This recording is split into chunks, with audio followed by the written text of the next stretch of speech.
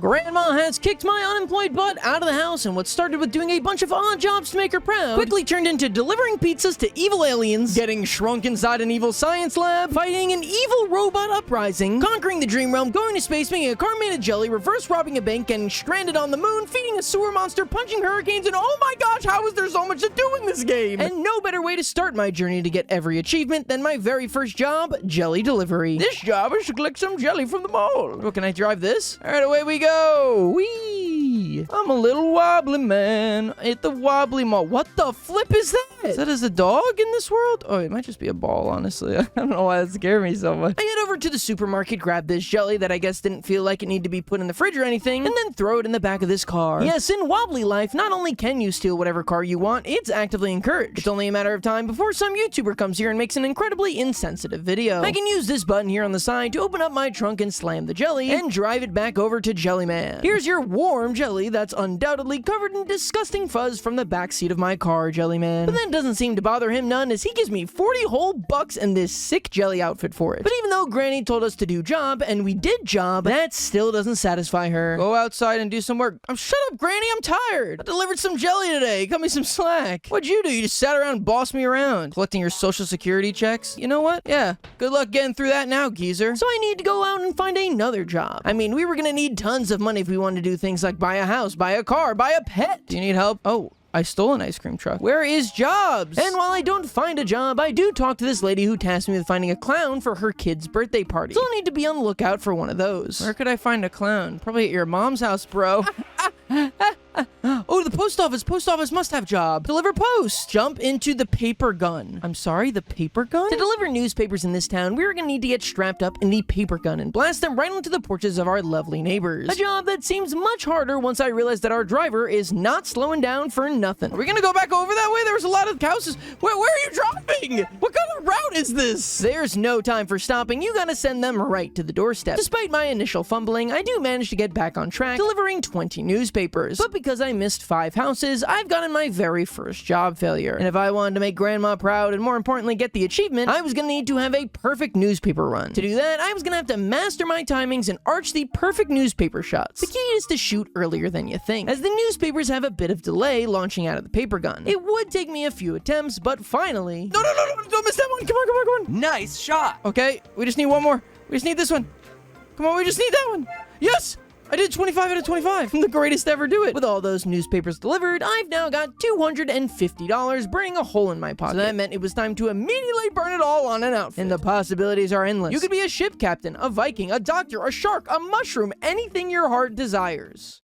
I became the job gnome. It's me, the job gnome. Please give me a job. It's me, the job gnome, and I just need one shot. 'Cause if you give me just one shot, I'll show you what is right. I'll show you all the secrets inside of this night. My hat doesn't even fit in the car. The job gnome doesn't care. Whoa, look, race car driving. Job gnome. Job. The job gnome's getting into racing. Not sure how this is a job, but I know that it destroyed the economy of Las Vegas for many people, and now the economy's down 10% and most small businesses are getting priced out. Yeah, not really sure why race car driving is a job. It's not like anyone's even watching us, but all you gotta do is zip through these racing rings as fast as possible. And despite the race car's blazingly fast speeds, I get through the course absolutely perfectly. Well, at least until the very end. Oh my god, the turn.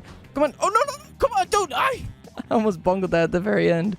Nice! With the race car job now completed, I would stumble over slightly to the right where I'd make a horrifying revelation. God, does every game have to have a goddamn fishing minigame? And let me tell you, I did not understand this one. Like, you put the line out in the water and then the fish bites and you get this little bar. But then if you click, the fish just gets further away, and what's even happening here? I struggled with this for 10 minutes before abandoning ship and saving that problem for a future Shawnee. For now, it was time to head over to the main city of Wobbly life, but first I'd have to cross this bridge and wonder why there are train tracks here. Oh, crap! As I race over, I see someone standing watch at the sewers. He tells me that if I wanted to go inside, I was gonna need to get a sewer permit from the mayor, which I'll keep in mind for later. I continue on through the tunnel where I find a present. These are little hidden collectibles hidden all around the world. In order to complete the game, I was gonna need to grab all 120 of them, which if you couldn't tell, is gonna take a while. So I'll try and point these out as we go along. On the bright side, each one also gives you a bit of money when you grab it, so it'll be important to be on the lookout for these whenever possible. I take the train and end up at this gas station outside the city, where I find a paragliding bike. Whoa! No, go up. Oh, sick! Oh my god, I'm flying! I'm actually flying, Jack! Whoa! This is awesome! You guys have anything here? Oh, you have actual planes! I talked to this lady up here, and she offers to fly us on over to the city and let us parachute down. An offer that I, of course, cannot refuse. I gracefully descend onto this beautiful city where I managed to find our 5th president waiting on top of this skyscraper. This brings up a bit of an issue, though, as I no longer have my parachute. How the heck am I gonna get down? I try using this bouncy wall to jump over to this building, which of course fails, leaving me clinging on the side of the building for my dear life. I can't swing my other arm up. I'm stuck. As I hang there, I realize there's no way out and accept my fate, falling straight to my death. Thankfully, the only punishment for fall damage in this game is just getting a little dizzy. The job gnome really built different, I guess. I land right by the hospital, and upon walking in, they offer me a job as an ambulance driver, which of course can only mean that this whole time, Job Gnome actually had his medical license, and he was just choosing not to do a single thing with it. No wonder Grandma kicked us out. Upon accepting the job, I'm given a location on the map where my target patient lies dying, and I've got 3 minutes to throw them in my ambulance and bring them back to the hospital. A job that I was practically made for. Where is the patient? No, stop!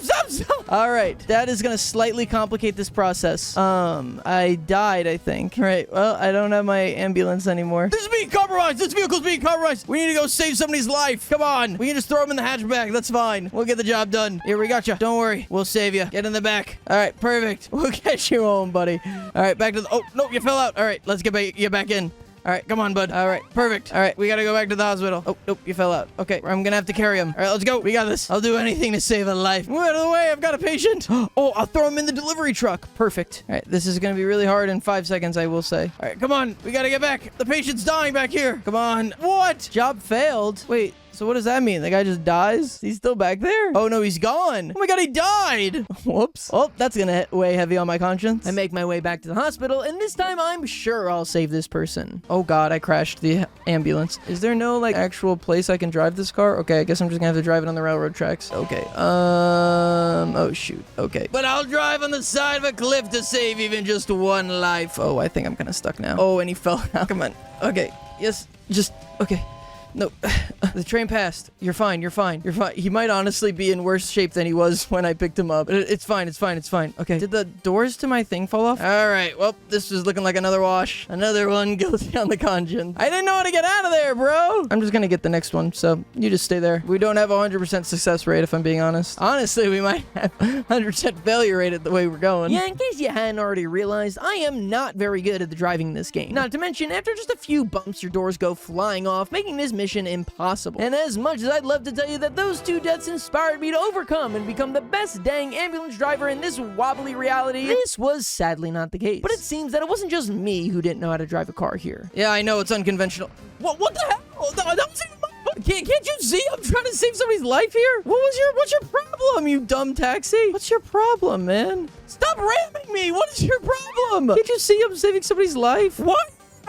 Me. What's your problem? Oh my god. Okay, whatever. I don't know what your problem is. God dang it. After all that ramming from the taxi cab, my ambulance is too beat up to get home. So I just throw the patient on the side of the road and take the helicopter back to the hospital. Wobbly City is borderline covered in rotting corpses on gurneys by this point, but I'm bound to get it right eventually. Or at least I would if one single person in this city obeyed the laws of traffic. Okay, you gotta get out of the way. You gotta pull out. What are you doing? Pull over. I'm an ambulance. Pull over for God's sakes. Oh my god, are you stupid? Speaking of obeying laws, if you're a renter, you probably feel like you're breaking the law every time you put a hole in your wall to hang a picture or some artwork. And the sponsor of today's video, Displayed, is here to remedy that and keep you out of landlord jail. My apartment is absolutely covered in artwork and pictures, but since I rent, I'm basically burning my security deposit every single time I hang anything. That's why Displayed has been absolutely game-changing. Displayed creates premium metal posters that can be hung with just magnets. And not only are they easy to hang, there are over 200 licensed designs and 40,000 independent artists on the site, creating over 2 million pieces of seriously amazing art for you to choose from. I'm personally obsessed with this Avatar The Last Airbender piece I got, and the quality of the print is amazing. And with Displayed's signature textura surface, you can see and feel each piece's unique details. With no drilling required, they're perfect for renters, and it couldn't be easier to swap or rearrange designs. And if you use my link, you can get 22% off 1 Displate, 27% off 2 Displates, or 33% off 3 Displates or more. So it's time to show the world what makes you, you, with Displayed. Thanks to Displayed for sponsoring today's video. Make sure to check out my link in the description. And now it's back to wobbling time. But then most of the time, I don't even need other people's intervention to mess this one up. Where am I supposed to be going? Oh, no, now! Not now! now! We're just gonna have to make a run for it. I don't know how to do that. Oh no, we're gonna drown. Oh no. Okay, I'm gonna have to use your body to keep me afloat. But don't worry, I'll swim there faster than any other ENT you've ever seen. Okay, I dropped the body. It's okay, I'm an expert swimmer. Okay, I can't swim. I've drowned, and you know what? And he ended up okay. Seriously, I cannot express to you how many times I failed this job. I'm too embarrassed to even share it with you. One time I even blew up the ambulance with a hang glider and was forced to drive this around. The budget restrictions have been really rough on us. But after many, many attempts, I finally get a patient who's really close by. Actually, just at the power plant. I managed to get him into my vehicle unharmed, and now I just gotta bring him home. Get out of the way! Does nobody pull over for ambulances in this world? God dang it. Okay. This way. Oh my god, the hospital's right there! Oh, this is a guaranteed victory. Okay, I did crash the ambulance. But there's no points for how you did it. It just matters if you did it. Tokyo drift this! Oh, we so got this. Open up the door. I got him. Yes! These are gonna be the best $50 I ever got. While looking for an illustrious new outfit to spend my 50 bones on, I realized that this shop had a clown outfit that I can actually purchase. I figured if I bought all the pieces to the clown set, I should be able to go to that birthday party that was looking for a clown and hopefully make even more money. My costume seems to convince the mom, so she allows me to go in and get to work. Though it seems not everyone is convinced. Are you sure you're a real clown?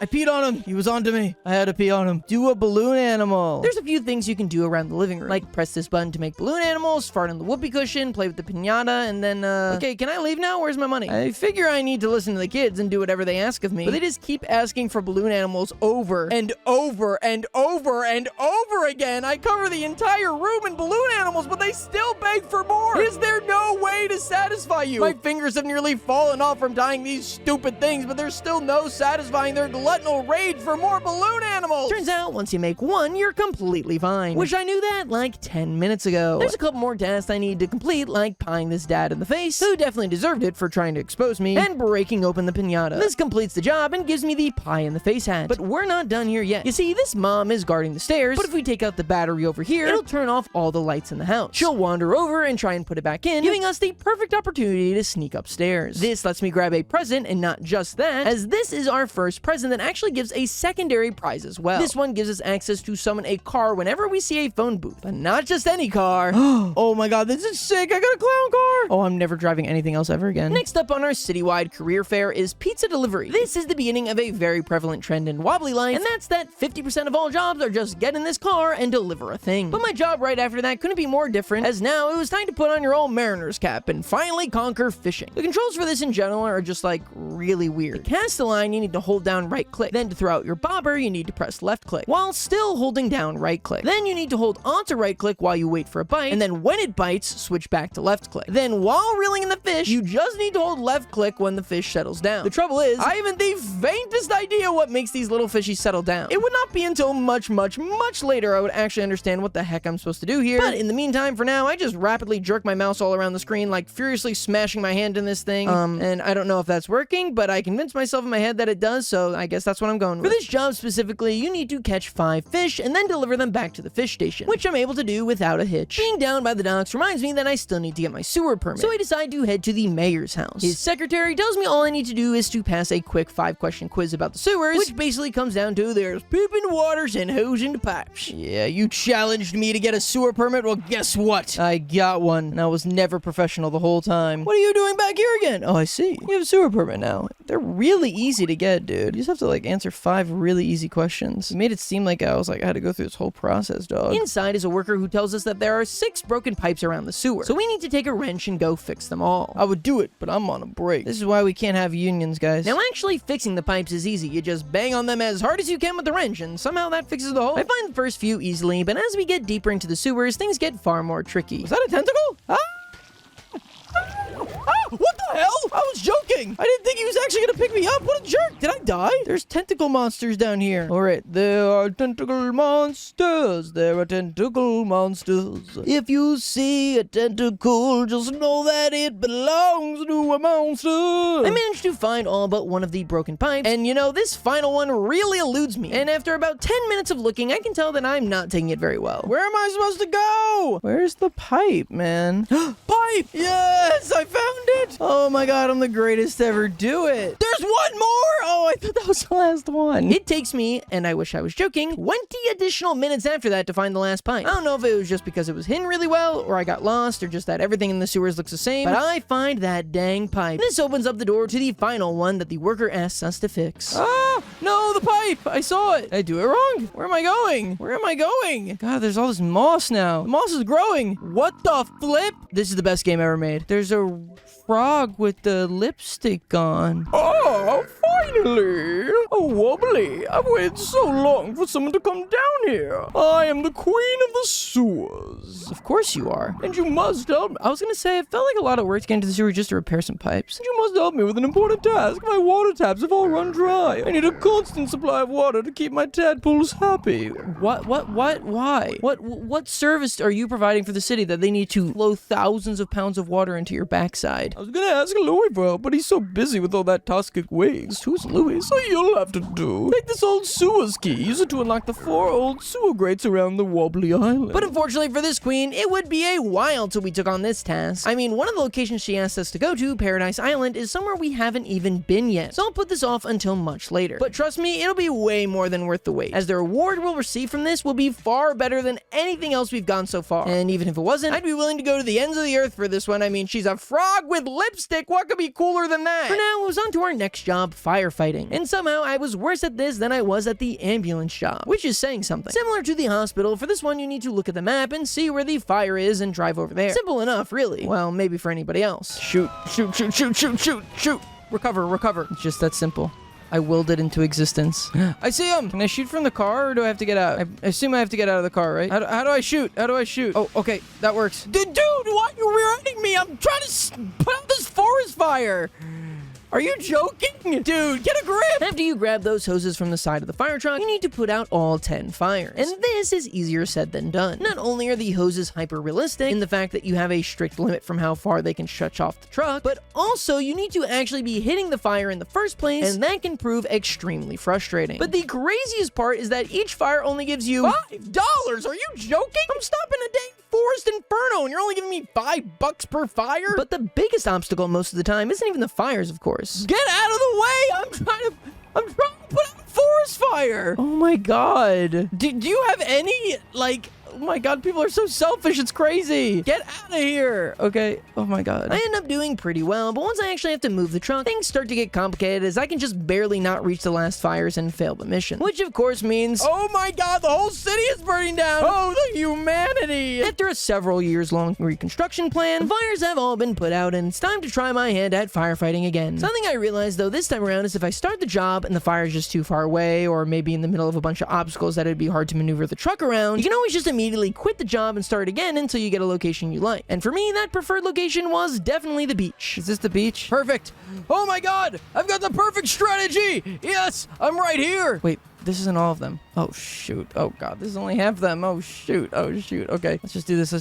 Okay. The beach in general is great for firefighting, as not only is it super easy to get to and just a short drive away from the fire station, all of this wide open area means it's way easier to drive the truck around and not be constantly banging into trees or other drivers. Though it does mean the fires are pretty spread out, meaning you need to constantly be driving up to each one. Oh, this is so doable. Damn it, I got off on the wrong side because of the freaking stupid British cars. Why is this not putting out? Oh my god. Go. We can make it. We can do it. 30 seconds and 4 fires. And they're all grouped up in the same place. We've got this. Actually, I don't think we do. But we're gonna be really close to getting this. Yeah, there's no way we can do this in time. Unless maybe there is. Maybe I'm the greatest to ever do it. Oh, dang it. Now I gotta take my sad sack $45 all the way home. After my failure there, I try a round of fires at the power plant, and you know, this is gonna be the absolute worst place in the world to try this job. The batteries are just so close together that getting the truck in there, you have to literally knock the gates down to get to them. I get another round of fires at the beach, and things are looking amazing, as I've just got 1 fire left and 30 whole seconds. Oh, no, where's it going? Oh god. Okay, right there. Can't possibly mess this up. 16 seconds. We got this. Pick this up. 1, 5. What? No, come on. What? I hate this game, actually. What the flip? How did I not get that? Seriously, I don't even know what I was supposed to do better there. I was literally shooting water right at it. I mean, how do I even do that better? Shoot water at fire. Fire is extinguished. What more do you want from me? And you know, it would be bad enough if this happened once. Hold on. Let me lock in. No way. Dude, why does that keep happening? Oh my god, this is so frustrating. I'm so sick of this. Wow. Thankfully, on my very next attempt, I'm able to succeed despite nearly throwing with a 15-second final extinguish. And I literally don't understand why this took me so many attempts. I'm actually an amazing and completely safe driver who in no way a menace to the people of Wobbly Island. But after that, I was tired of killing myself just for the benefit of the public good. Who cares about the well-being of others? No, it's time for me to get rich, baby. I head to the jewelry store and see that they're selling treasure maps for purchase for $75. Upon buying one, I get a sectioned off part of the map that contains the treasure I seek somewhere within it. So I grab my metal detector and get searching. As you get closer to the treasure, your metal detector will start beeping more frequently, so you need to follow that noise. Eventually, you'll get an option to start digging, which earns me this giant treasure chest. Oh gosh, I'm so excited. What's gonna be inside? Money, gold, an ancient cursed item. It's a box. Alright. Apparently, I'm supposed to be able to sell back any treasure I find to the jewelry shop for a profit, but no matter what I do, they just won't buy back my box. I was really confused here. Like, I thought that maybe the box had something super valuable inside, kind of like a geode situation, but no, that was not the case. What I eventually realized is that the treasure I had dug up was a decoy, and not actually treasure. In fact, it was trash. Which brings the question, who is burying these giant treasure chests filled with garbage in the middle of the city? I grabbed my metal detector again and led to a different area within the X, and this time I'm able to find the actual chest, which you can tell because this one says job complete after I dig it up. Inside is what looks like a fossilized trilobite, and while I can go back and sell this off to the jewelry store, there's actually a much better use for it, and that's bringing it to the museum. The museum is one of the huge tasks we're going to need to tackle in this game. As to complete this place, we need to find all 80 unique artifacts hidden across Wobbly Island, and believe me, it is a huge task. I mean, I'd be crossing literal heaven and earth to get this done. Why'd you make the museum so freaking hard, Wobbly Life team? For our next job, we head to the disco, to do the disco job. The room where they do the disco. Not really sure how dancing the disco is a job, but I guess the economy of Wobbly Island works in ways I could never understand. For this one, you've basically just got 9 squares, and you need to step on the ones that light up at the right time. I started off really struggling because I did not understand that you need to step on the squares the second they light up and not a second before, but eventually get things back on track and become the king of disco, baby. I go to deposit my cash in a nearby bank, but I quickly notice a pretty suspicious character in the corner. This dude looks like he's 100% gonna rob the place. Think you'd help me with a little job? Meet me inside this door here. I'll give you a key. So doesn't that mean you work here? Sure, I'll rob a bank. Why not? I don't have anything better going on right now. Okay, listen up. I have a delicate matter I think you can help me with. I need you to return this diamond to the bank vault. Don't ask any questions. Wait, return it? Be careful, there are guards patrolling the corridors. And a laser security system. Wait, why am I returning it? Look out for any key cards. You'll need them to open the vault. Alright, what are you gonna do? It seems like I'm doing all the work. Oh, the diamond! Ah! Immediately dropped it. Jump it! There's a security guard here. Bolt into the door! Dun, dun, dun, dun, dun. This is just like security breach. I hate that was my first thought. What the flip? I don't think that I saw him, he saw me. Maybe if I was wearing a more appropriate attire. They'll never see it coming. Agent Cluck is on the case. Agent Cluck is on the case. Fly away into the bank vault. Alright, let's try it up again. Easy. The laser system. Jump. Oh my god, holy crap. Oh my god, oh my god, oh my god, oh my god. Okay, he's gone. This is my turn. I hang out in this office room for a few minutes until the cop passes, and then head further into the bank. But at the end of the hallway, there's a wall of lasers that I have no way of passing. I head into the side room here and realize that I'll need those key cards that the robber mentioned. I stroll around looking for it, where I unfortunately realize that these cops got eyes in the back of their head and see me behind him. How? How we do that? What's the anatomy of a wobbly? What even is a wobbly? I sneak back into the bank and this time find the key card in that first office I hid out in. It's a little bit more key than card, but it'll have to do. Slamming that into the monitor extinguishes the laser wall and lets me into the next area. And there's one problem with the guard over here. This guy doesn't seem like he's going away. Yeah, I should make a noise over here. La la la la la la la. I do find a present over in the kitchen, but that dang guard still won't move. We're in the office, and there doesn't seem to be a way out, but if we open this door, the security guard will get us. So what if we didn't do that and went a different way? Good start. There's gotta be something in here. I should write something. Secret entrance behind the refrigerator. I know. I'll hit the cop on the head with the refrigerator. That way, he'll be incapacitated. I don't think he would be able to survive getting hit in the face with a refrigerator. Buy a chocolate bar. What the hell? He saw me! Yoink. And I spent $10. I go in to do another run, but unfortunately this mission can only be attempted at night, so I'll have to come back in here later. For now, I decide to head into a building right next door, the TV studio. Here, I'm given the opportunity to compete on a trivia game show, and as the obvious master of Wobbly Life trivia, I knew I had this one secured. Welcome to another episode of the wonderful Wobbly Quiz. What? If they can answer these 5 questions right, they'll go home with a special prize. Let's not keep the audience waiting. On to question 1. What's the best wobbly job? Pizza. Yes, I knew it. They've chosen wisely. On to the next question. What animals live in the ice caves? Haven't been there yet, so I'm gonna say penguins. Yes! Dude, I'm unstoppable. I might be the GOAT. Maybe this team are good enough to win prizes. None of the things I said was right, but also none of the things that he said was right. What is the name of the group of Wobblies who love the weather? The Thunder Wobbles, the Sunshine Searchers, the Weather Wizard. I'm gonna say the Weather Wobbles. My second guess is the Wobbly Climate Club, but damn it! Tell me the right answer. Tell me the right answer. I'm afraid that's not the right answer. Do I have to get all 5 right to win? Looks like, oh, what? Job failed. I'll never be Quizmaster now. And so determined to become Wobbly Life's next Quizmaster, I go up and talk to the host again, where, well,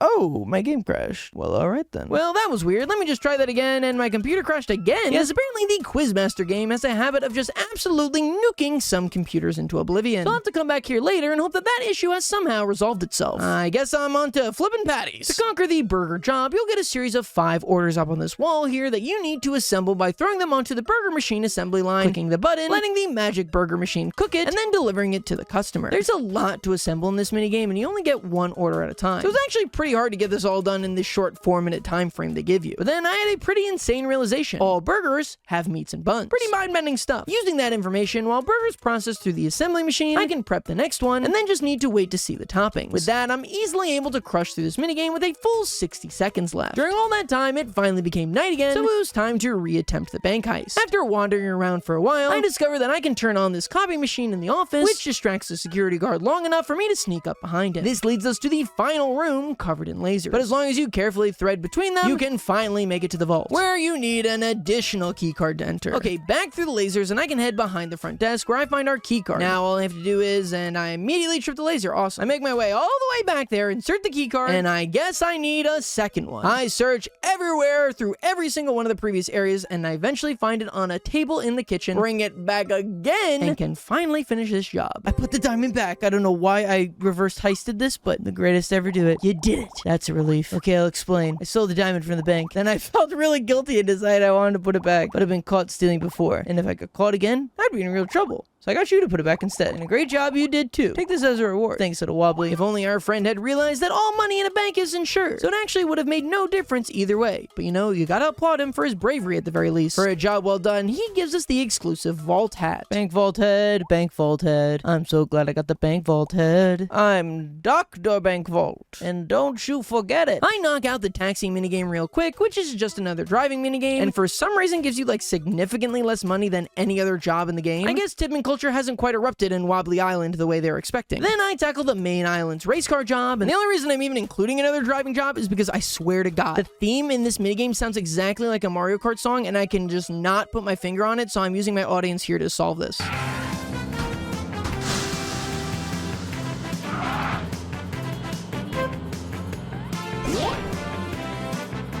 Please, somebody help me. This has been taunting me for weeks. But tired of the driving minigames for now, I decided to do the waste removal job, and oh, this one is just driving too, I guess. But this one's one of my favorite of the driving jobs. In fact, it might be my favorite job I've done so far. For this one, you need to load up barrels onto this truck by taking them off these conveyor belts. Of course, the belts are moving though, so you need to carefully time your approach to delicately carry them. Otherwise, they'll just completely explode in your face and turn you green. Once you've loaded them into their car, you need to take them down to this little crater here, put them on the conveyor belts. Who the hell's Louie? Please do not feed. Well, too late. Sorry, Louie. Louie, the icon he is, just goes on ahead and gobbles up anything and everything in front of him, suckling down that sweet toxic waste. But if you look on the side where you deposit them, a little counter comes up for 25 total barrels fed to Louie. And of course, I have to follow up on this, not just because the game told me to, not just because it's required for the 100%, but because I love Louie, and god dang it, he deserves to be fed as many acid barrels that I can fit into my flatbed. I mean, just look how freaking cute he is. I try to expedite this process by bringing like 10 barrels down into the crater, but unfortunately, you can only feed Louie 5 per job attempt. After that, their remaining barrels all just evaporate. After about 25 minutes of jobs, I managed to deposit the 25th barrel into Louie. And my reward for all that is nothing. Yeah, apparently 25 wasn't nearly enough, which you know was your own goalpost, but yeah, go ahead and move it. To actually unlock Louie's secret, we need to feed him 50 barrels in total. After about 20 more minutes of attempts, I get those 50 barrels giving me another achievement, but much more importantly, the monster pet. Except not really. I thought that this would mean that I would like get the pet, but what I really earned is the opportunity to purchase this pet for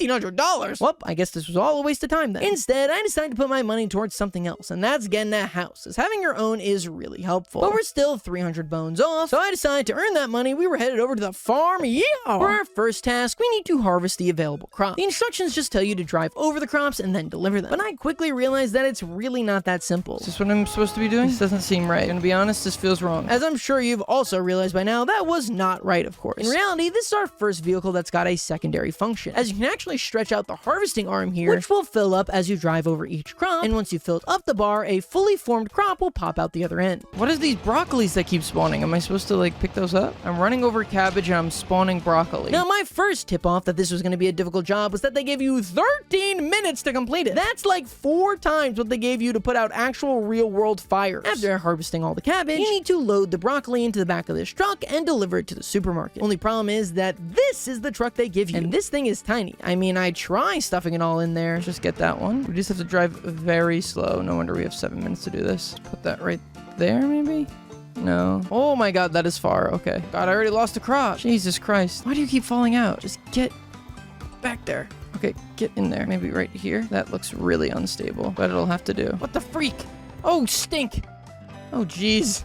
They're going everywhere. I can't fit this back here. All right, I see the trailer. Can we like hitch this to the back or something? Like, why else would they give you a trailer, right? How do we attach these things? Oh, that just opens up that. How do you attach that to this? So clearly this is not working. So instead, I come back with All Reliable, the ambulance truck. My pride, my joy, my preferred way of getting around. But because I already harvested those crops, even though I failed the delivery, we're not going to be able to just jump back into that one. Instead, we actually need to start from scratch and actually plant the new batch of crops. And to do that, we're of course going to have to do everyone's favorite part of the farming process, plowing. Of course, there are many techniques you could use to plow the dirt. The line by line, the side by side, the diagonal lines. But for me, there was only one method beating from my heart. You see, ever since I was a kid mowing the grass, my mom always told me the same thing. Whatever you do, don't use circles, or the lawn will look actually insane. And I sat there and I quietly obeyed you, Mother. But now...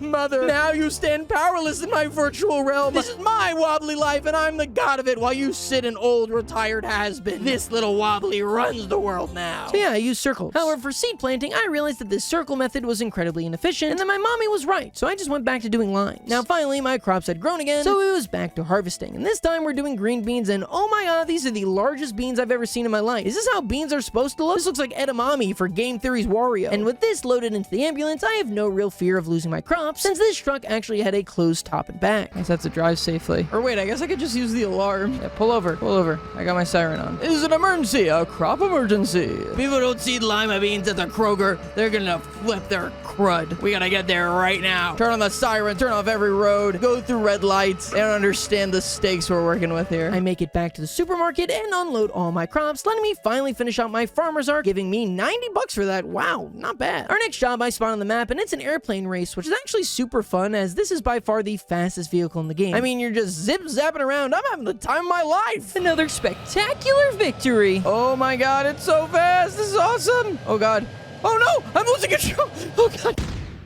I think I just created a terror attack on those 2 towers. Oh my god. Okay, well, I have to live with that for the rest of my life, so I've committed countless atrocities today. But it's only after you committed one of the greatest atrocities against your own species that you get the biggest reward. As now, I'm able to afford my first ever house. That's right, no more living with Granny. I'm making Grandma proud. Yes, I bought a house. Sold. Yes, Grandma is so happy for me. Grandma, you can't live in here, you geezer. Kicked me out. Send you to the home, bro. Look at my mansion. Oh my god. Do you know how many toxic waste barrels I had to dispose of during this? Having your own home means you have a new default spawn point. You can use it to spawn in all your owned vehicles, and you even have easy access to your own wardrobe. I'm a hot dog. This is what a rich man would wear. It's like that thing where like it's like, you know, millionaire wears like suits, but billionaire wears like jeans because he doesn't care. That's me. I'm wearing a freaking hot dog suit because that's just how cool I am. And I still only have this one car. Oh my god, I'm a fraud. I'm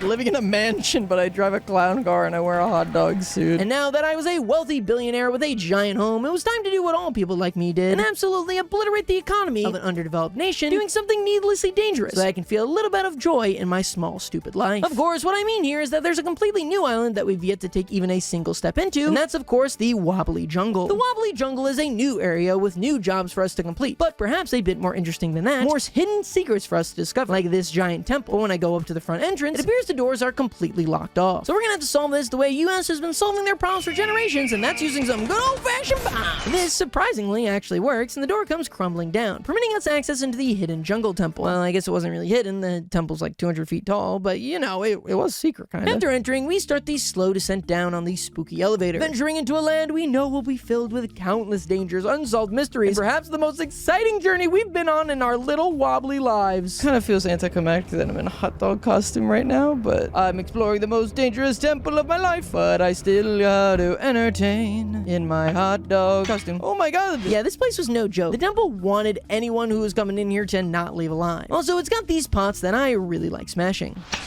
After evading those swinging axes, the next room's got for us a bunch of stone wobblies holding mirrors. There's a single stray light beaming at the center of the room, which means a mirror puzzle, baby! This one's pretty obvious. You gotta just reflect the lights until you can hit each of these little receptacles in each part of the room. The first one opens up the leftmost door, which contains a chest with a present and an explorer hat inside. The second one is the door on the right, which gives us this little graphic that I don't have the faintest clue as to its meaning. It looks like a bunch of tiles and spikes, so I make sure to take a picture of it and save it for later. And later would come a lot sooner than I thought, as the final light switch would open the final center door, which would open up into this grid-looking room. Now, if you step on the wrong panel here, you'll fall into the water pit. This is where the wall markings from earlier come in, as this gives us a little guide on the exact path of which panels we can step on and which we can't. In the next room, there's a present with a chest and 2 gifts and a mummy bottle. For our puzzle in the next room, we need to turn these stone cheese wheel looking things, massaging this glowing blue ball around the track and catching it in the next wheel until we get it all the way to the bottom and we can place it in the shrine. Now, remember this ball for later, as it's not only going to be stupidly ungodly important in a way you could never imagine, as it's going to be the source of hours of frustration. You stupid ball, why are you trying to ruin my life? But for now, it just allows us into the next room, which looks like one really long hallway. There's banana peels. Okay, don't slip on the banana peels I'm seeing. Why is there a giant... Is there a boulder coming?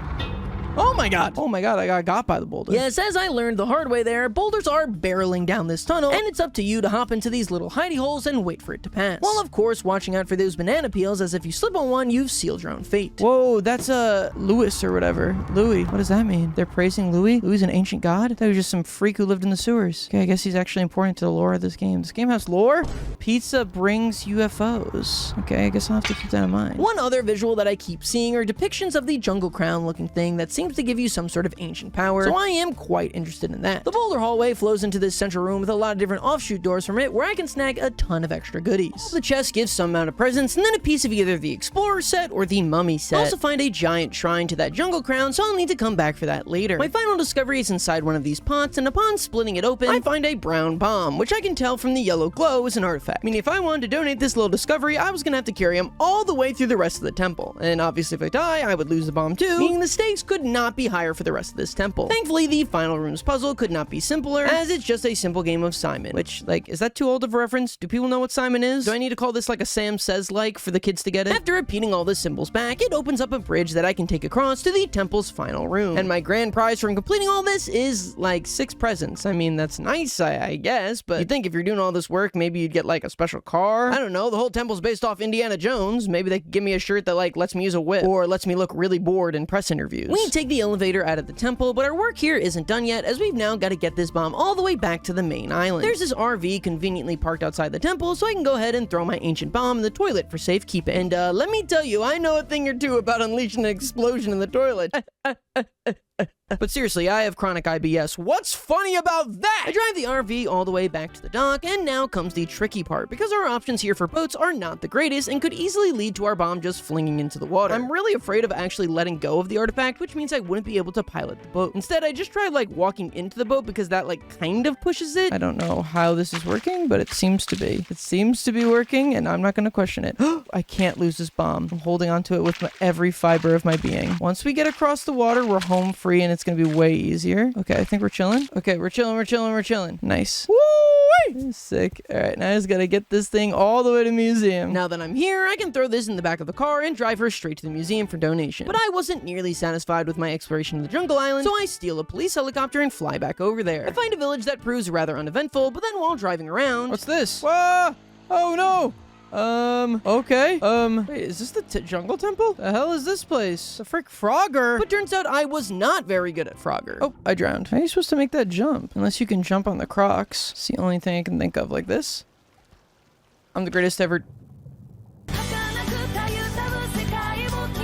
Oh, you can stand on these for as long as you want, honestly. And I'm freaking dead. Go! Go! I'm so sick with it. It's crazy how sick I am. It's almost scary how crazy I am. It's almost scary.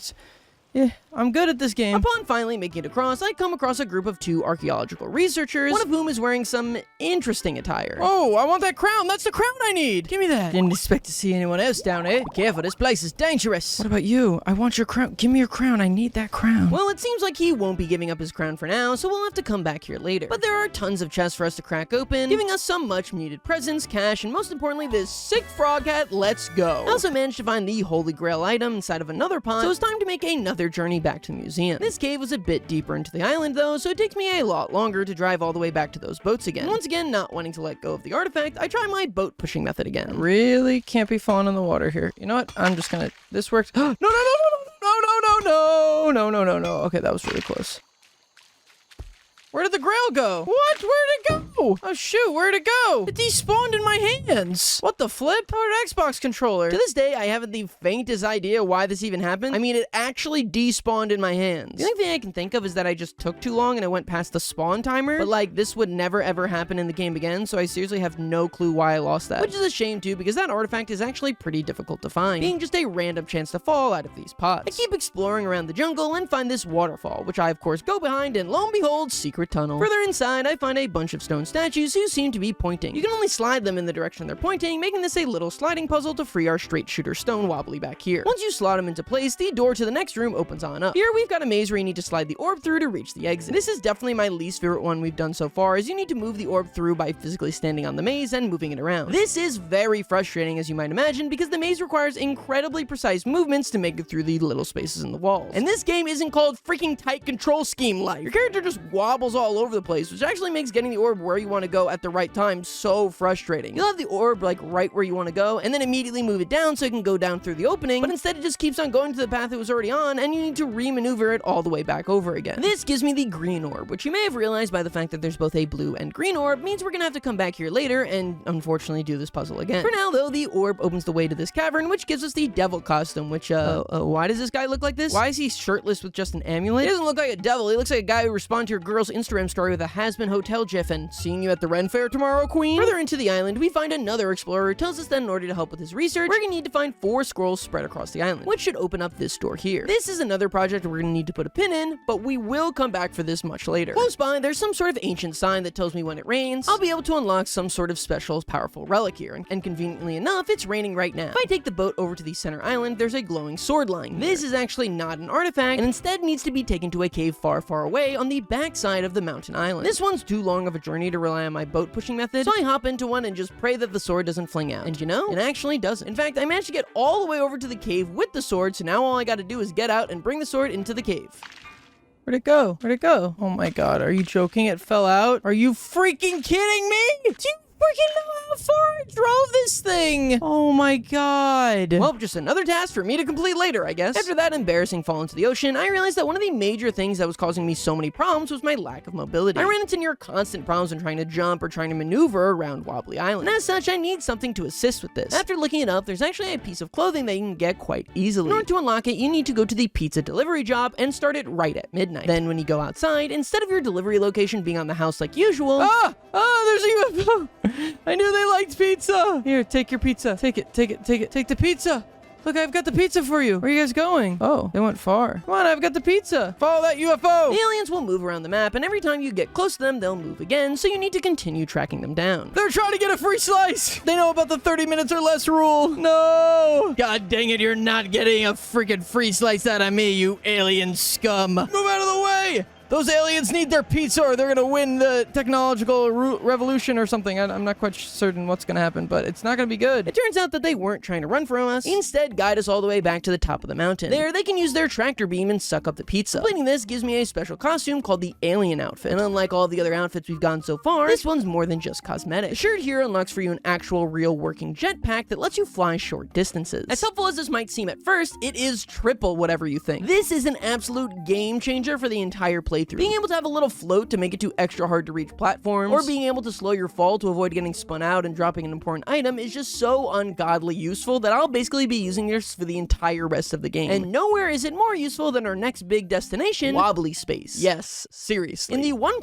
update of this game, Wobbly Life added what was basically an entire second Wobbly Island in space, which you can head to using this rocket in the Wobbly Jungle. But first, we need to go through astronaut training, which costs $500. On the bright side, though, there's no extensive background check, and they seem to be pretty chill with the fact that I'm an alien. The training course here tells us everything we're gonna need to know about space. The most important things here are that space cadets run the world, you always need to wear a helmet in space, and that normal money is no good in space. Instead, you'll need to use a currency exclusive to space credits, which is no problem for me because I don't have any regular money to use anyway. Then we've got some training rooms that we can use to acclimate ourselves to what the low gravity of space is gonna be like. And oh baby, I can already tell this is actually gonna be so much fun. I can't believe I'm excited for something in a video. 90% of my videos are just complaining about having to play a game that 13-year-olds could complete in 20 hours. For once, I was actually excited. Wobbly Life, you've broken down my hardened exterior and turned me into a whimsical child again. These rooms also introduce us to another mechanic, and that's the disabling of our jetpack. In a lot of story and quest-related rooms, they'll disable any equipment you might have, like the jetpack, or other possible items we get later on. This is just to make these areas actually difficult, and you just can't blast through the whole thing with your flying items. With those training rooms crushed, we were given our astronaut's license, as well as our very own spacesuit, and it was time to hop onto the rocket and head to outer freaking space. Whoa! Oh my god, this is huge. I'm in space! Wobbly space. It's like space, but wobblier. Upon arriving, we're given the lowdown on this place, as it all revolves around the main space station. It's got 3 sections: the spaceport, the space mall, and the space hotel. Really threw out their back coming up with names that sound like that. But thankfully, the lawlessness of Wobbly Island still applies to its space counterpart, and I can steal someone's ship and explore around. Right, what happens if I go through this? Whoa! Ah! I'm in hyperspace! But even in space, there is no relaxation, as I need to hustle grind and get those space credits up. I head to the first job offering, and it's a space race. Man, they really love those rings, don't they? But our next job is even more quintessentially space. It's the space sushi sous chef. When you think of space, I mean, of course, you always think of space sushi sous chef. Easy. Oh, it's starting. What do I do? What am I supposed to do? Hello?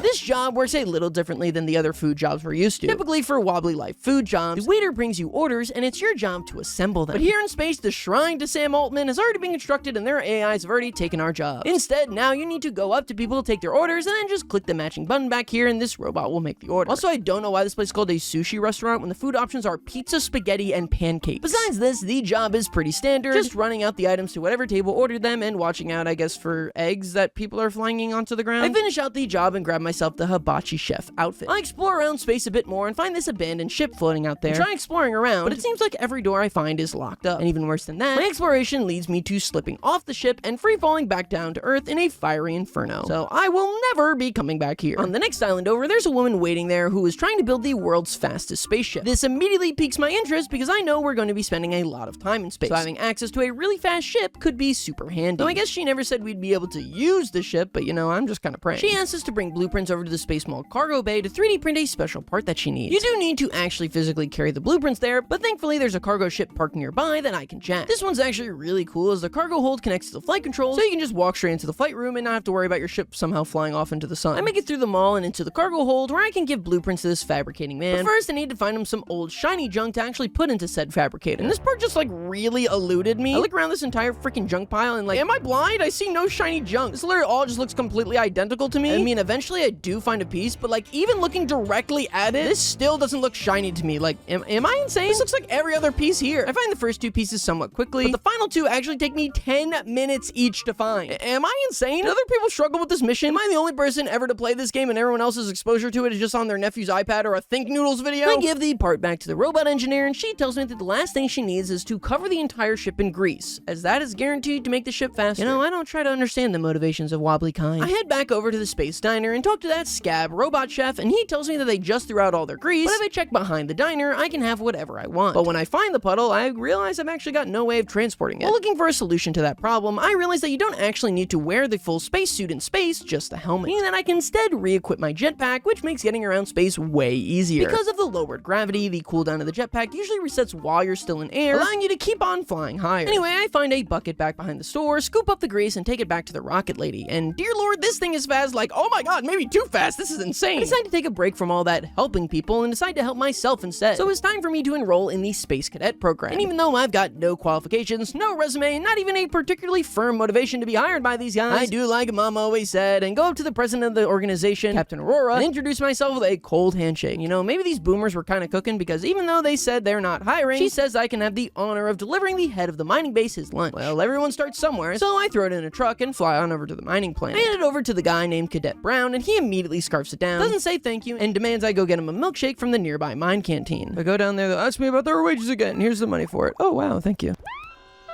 Oh, I probably shouldn't have pressed that. Oh, what's going on? Oh, maybe I shouldn't have touched that. Oh, it's all chill. We're fine. Why are they asking about their wages? What are you paying them? Are you not paying them well? There's like all this like crap here. You guys don't have the money to pay just some milkshake workers? I mean, maybe if a milkshake didn't cost $10 freaking dollars. Ah, tastes like workers' rights violations and lawsuits. Come talk to me after you report it back to Captain Aurora if you want some more work. Okay. Anyway, I've got things to do. Give my regards to Captain Aurora. I gotta go all the way back to tell her what? I delivered a freaking milkshake to you? Is that gonna make me an astronaut? And yes, apparently all that was enough to earn me an official spot as a space cadet. But for now, I return to the mining base. As like any YouTuber, working with miners has always been my true passion. Apparently, some of the workers in the upper mine have run into some sort of issue, and Brown wants me to head down there and sort it all out. Alright, what's your guys' problem here? Every day is the same. Hit the rock, mine this gem. Well, yeah, that's like 90% of mining. Hitting the rock and getting gems. It's so repetitive. What do you want them to do, dog? Put in like a freaking... Whoa, I'm Miney, the dancing miner. Dancing miner, oh god. I'm getting canceled. You want us to start mining again? Yeah, that is your job. No, I don't want to. It's so boring. If only we had some form of entertainment. What the hell is wrong with you? Just put in like an AirPod, bro. Wait, I know. Listening to music would help. Yeah, okay, that... If you get us a radio, where the hell am I supposed to get a radio? They sound at the Space Mall. Dog, just get one on your off shift. I gotta go this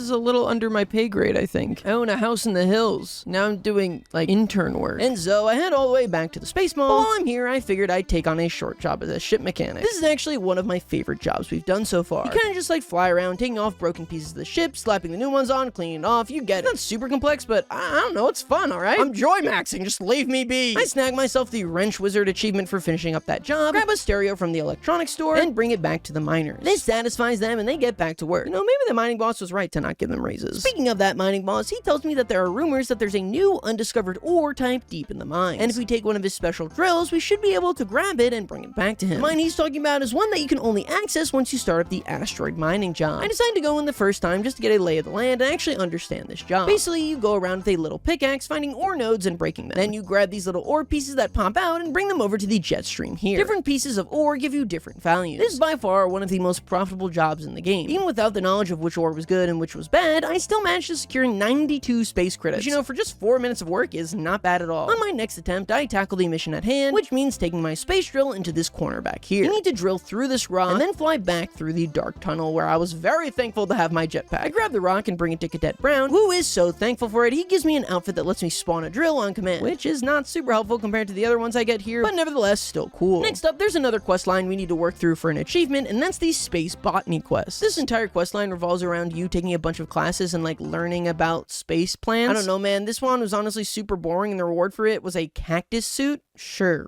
whatever. For our next space cadet mission, Aurora wants us to head to that crashed ship we saw a while ago, as the pilot said he crashed into asteroids he couldn't see, which doesn't quite add up to her. She gives us the keys to actually get inside now. Once inside, though, I can't figure out how to progress any further. So this one I had to actually look up, and boy howdy am I glad that I did, because I would have never figured this one out otherwise. What you need to do is grab this random screwdriver lying on the ground and then bang it against the vent until it opens. In a game where there's just random stuff all over the freaking ground, I don't know how I would have ever figured this one out, but I digress. This lets me into the main cabin. Who is this? A Wobbly! I haven't seen a Wobbly in a while. Oh, would you like a coffee? My programming says that you will like it. Here you go. After pleasantly drinking our little coffee from Coffee Bot, I head down into the engine room. Here, there's a room with 4 levers that we need to pull in a specific order. I'm gonna be honest with you guys, I never figured out what the order was here or how to determine it. I just pulled random levers until the engine fixed, and miraculously, this worked on my second attempt. This gives me the reactor core inside the engine, which, doesn't seem to be doing so good. Oh, that seems bad. Yeah, it's probably fine. Oh, no, okay, actually, I shouldn't bang that too much. I was joking, but it actually paralyzed me. Oh, no, I'm paralyzed. After tripping just so many times, I managed to squeeze the core into my ship's trunk. That seems bad. What's it doing to my ship? What's it doing to my ship? What the hell? All right, we gotta get back quick. What the hell's going on? All right, let's go. Ah! What the hell are you making me freaking hold in my cargo? I'm gonna die. I'm actually gonna die. This is how I go out. I always knew my death would be in Wobbly like. My death will be in wobbly life, trying hard to beat the stage. I bring the core over to this machine in the basement of the space mall that's able to eradicate the reactive core behavior before blowing up the entire solar system. And you know, I kind of feel like we shouldn't keep a machine this powerful in the basement of a mall, but you know, what do I know? With all that handled and the universe saved, Captain Aurora tasks us to start on the final mission of being a space cadet, and that's to investigate this weird signal that's being sent out from this asteroid. And when I get there, yeah, there's a full-on haunted obelisk here. I'd honestly be surprised if this thing wasn't sending out weird signals. To activate it, I need to head on over to this rock and crack it open with my pickaxe, revealing this little ball bar behind it. If you drag this along, you can activate this little node here, which gives us a shrine piece to place inside the obelisk. There are several of these scattered all around space, each with little puzzles for us to solve in order to activate the obelisk, which will do whatever it is that this thing does. First, we've got one of these tube puzzles where you gotta redirect this glowing goop to the right places, and then we got this one where you gotta turn on all the right lights. This one with all the glowing balls took me forever. I was just swapping them around for like so long to try and get it to match the pictures. You can make one mistake and swap 2 wrong balls into incorrect spots and cost yourself so much time. After collecting and inserting them all into the obelisk, suddenly it starts glowing. Our sensors are going crazy! What's happening over there? There's like a little portal or something here. What the hell? Oh, Cadet, report in! We've lost your signal! Are you there, Cadet? Oh, I got zapped. Oh. What the freak? What the heck? Oh, my jetpack doesn't work here. What the hell? Oh, I should have been wearing my alien costume. The aliens speak 0 words to me, but proceed to show me 4 glowing doors, each with their own little trials for me to complete. For this first one, you'll see a bunch of glowing balls fly across the screen, all of different colors. Then at the end, they'll ask you how many of a certain color you saw. But since you weren't told what you needed to count beforehand, you just gotta count everything. This is basically just that minigame from Pokemon Stadium 2, except, you know, if the Pokemon were balls. For our second trial, we've got this section where a ball will flow out of this tube into a partitioned off section. Each section has its own separate gravity that you can control. So basically, you just need to go back and forth between the buttons, constantly changing the gravity. This one is pretty difficult, mostly because of, once again, the wobbly physics in this game. Like, sometimes you think you're on a button when you're not, sometimes you'll miss the button, you get the point. The third trial was definitely my favorite, and involved these little anti-gravity pads that you can stick on things and would make them start rising, but only for a short amount of time. Or sometimes you have to launch yourself over these things. All this culminates in the hardest section of the trials, bringing you to guide this orange cube to the exit by timing your steps onto the anti-gravity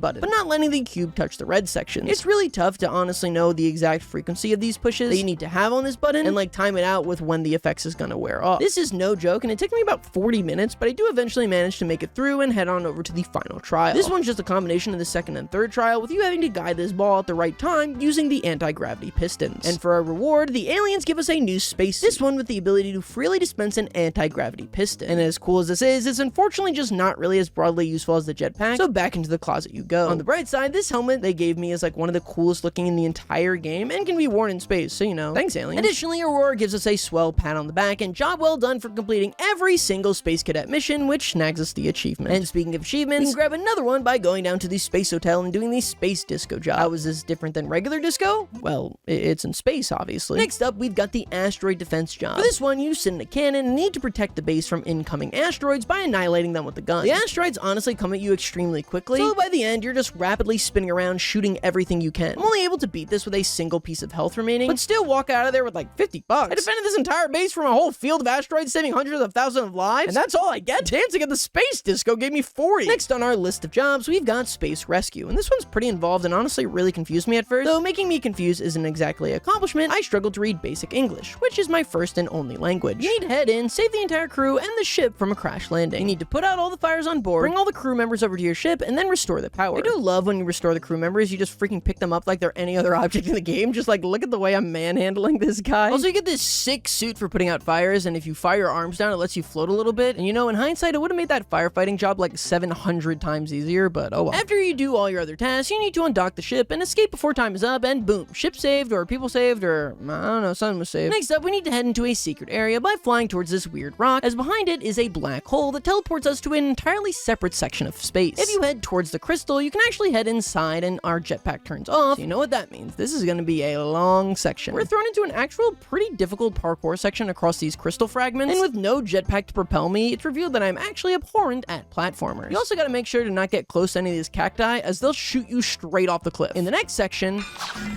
the frick happened? What the hell? What just happened? I don't even know what hit me. Oh, there's traps. They got freaking traps in here. I continue making my way through the booby trap-ridden halls until I finally reach the boss room, and you know, things don't seem super chill here. Whoa. Oh no! Ah!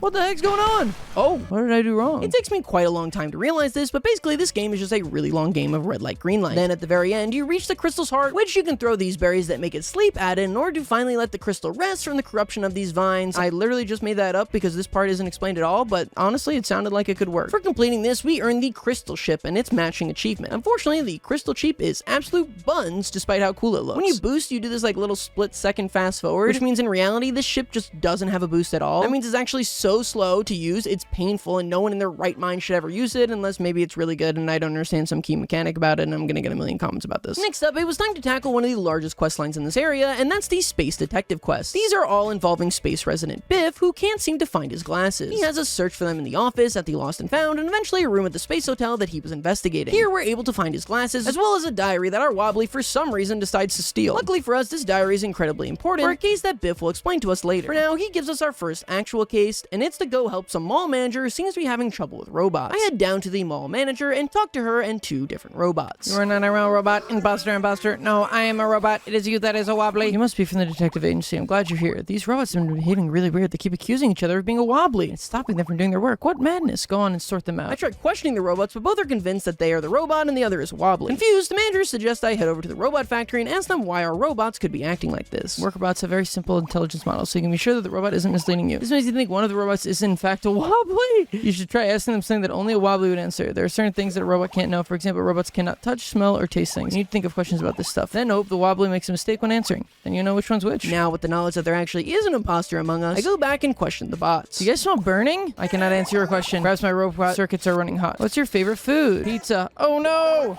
Robots cannot eat food. Yeah, you got me.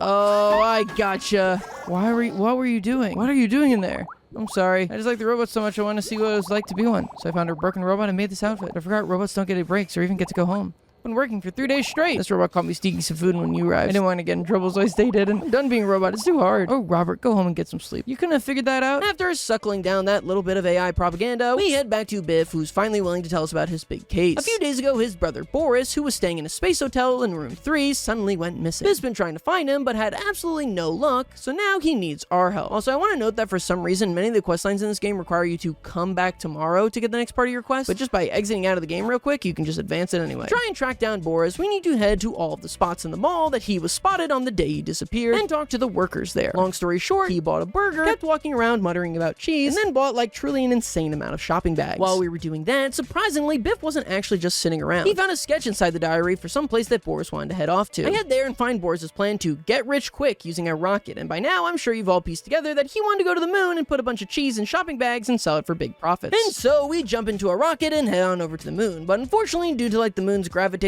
pull or something like that, the rocket crashes. This is why Boris has gone missing, as his ship crashed too, and he has no way of getting back. You would have thought he would run out of oxygen by now, but I guess Boris just truly built different. Anyway, to repair the ship, we're gonna need to gather up a bunch of parts from around space. Being on the moon is honestly super fun. The gravity is really low, so you can just float around with a jetpack. But really not much else to say about this place. You just gotta solve some really simple puzzles, and then you've repaired the rocket and can go home. With his brother now home and Boris now wiser that the moon is not made of edible cheese, Biff decides to take some time to spend with his brother. This is kind of funny because apparently they have a third brother who works as a detective down in Wobbly City, who we'll meet later, and the two have no intention of reuniting with him, which like, dang, what did he do? Not only did completing out this questline give us an achievement, but also a new outfit. This one with a special ability where you can be a tree. For our next major questline, we need to head back to the robot factory, as apparently they are dealing with some sort of robot uprising. Help, someone has triggered the emergency alarm. The robots have gone on lockdown. It's all my fault. I thought it'd be cool to attach the robots to the alarm system to make everything super safe. I didn't realize they would stop us getting to the control room to shut it off. Can't get around this corner without the robot's catching me. My boss will be so mad if he finds out. Yeah, I can do it. Don't worry, I'll talk you through it on the intercom as you go through. This precedes a really long stealth sequence where we need to sneak all around the factory, avoiding the robots, as if you get caught, you get sent all the way back to the beginning. If you've ever watched any of my videos before, you'd know that the only thing I hate more than reading is stealth sequences. In my opinion, they always feel really boring, as you're just waiting for something to move, quickly walking, and then waiting again. They're similar to horror games in a certain regard too. You know how they say the more times the monster catches you in a horror game, the less scary it becomes? In a similar way with stealth sequences, after you get caught, rather than it being high stakes or tense or anything anything like that, you just end up feeling kind of annoyed. After about 20 minutes, I reach the end and slap that emergency button, disabling all the robots, which someone immediately undoes by slipping on this spill here. Well, I could care less. I got my achievement. I am out of here. But more valuable than the achievement is the clothing item I get from this, the robot flight suit. Now, upon initially receiving this, I thought it was actually pretty lame, as activating it suspends you in midair. This is honestly incredibly understandable, as the flight suit is really confusing to see. But eventually, I'll realize just how absolutely game-breaking this backpack is, and will literally change the way I play this game. And with all that done, we just had one more task to complete in space, for now at least, and that's completing the Space Museum. Similar to the museum back on Wobbly Island, this involved finding a bunch of random artifacts from around the map and bringing them here. Without a guide, I'd imagine this could take upwards of like 60 hours to just randomly find, but luckily for me and the 3 other people who play this game, some guy on the Steam forums has got us covered. But not much to say about this. You just go somewhere, find the random glowing blue object, and bring it back to the museum. Also, this museum has way less artifacts than the Earth one, sitting with only 16, and none of them requiring a treasure hunt, thank God. I deliver my last one, and the museum is restored to its former glory, and far more importantly, I snag an achievement. With that, despite all the fun we had, it was time to finally say goodbye to our time in space. We'll have to come back later to pick up all the presents, but that won't be until the very end of our journey. For now, we hop back onto the rocket and return to Wobbly Island. First things first, now knowing how important my jetpack is, I decided to create my ultimate outfit that I'll wear for the vast majority of our remaining time in Wobbly life. I even used the dye options to make this super sick all-black outfit. I honestly think it came out looking super cool, but it's a bit of a shame that I only ever get to see it from the backside. Now, there were a couple of straggler jobs that we never ended up doing that I want to bang out. To access the first ones, we need to head to the 5th and final area that I've never managed to go to, Paradise Island. Here, we can head to our new job at the ice cream parlor. And I'm not gonna mince words with you guys, this one is no joke. For some actually insane reason, employment at the ice cream parlor is harder than like 90% of all the other jobs in this game. On the surface, the job is pretty simple. Grab a cone, put the right ice cream scoops in it, the matching sprinkles and syrup, and then deliver it to the counter. Only one small issue.